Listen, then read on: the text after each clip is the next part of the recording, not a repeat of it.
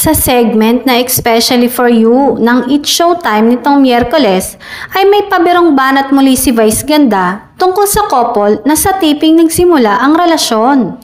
Hindi man direktang sinabi ni Meme Vice kung sino ang nasabing couple, ay halata namang ang Kim Pao o Kim Chu at Paolo Avellino ang pinapatamaan niya dahil sa pagtutok ng kamera kay Kim at tila pinagpawisan nito. Say tuloy ng ilan ay dahil kay Vice, unti-unti nilang nakukumpirma ang namamagitan sa kanilang idolo. Samantala, dahil sa daming gustong makapanood ng What's Wrong with Secretary Kim nina Kim Chu at Paolo Avellino, ay naging #1 entertainment app ang View. Pati mga kababayan natin na nakatira sa Europe, North at South America na hindi sakop ng View ay gustong-gusto ring mapanood ang unang romantic comedy series ng Kim Pao. Kaya naman mega request sila sa ABS-CBN Studios at Dreamscape Entertainment na sana ay maipalabas sa bansa nila ang nasabing series.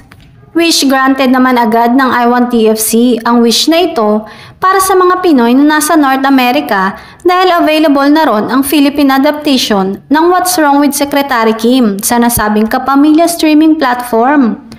Dahil nga sa phenomenal na tagumpay ng series, ay sorpresang binisita ng mga ABS-CBN executives at ng mga business unit head sina Paolo at Kim sa taping ng kanilang series noong Martes. Shinare naman ni Kim sa kanyang Twitter account ang naganap na surprise visit. Say niya, "Surprise on set visit from our bosses. Thank you po, nagulat kami, andito silang lahat. Thank you so much. Congrats, Boss Paolo Avellino. Congrats, team."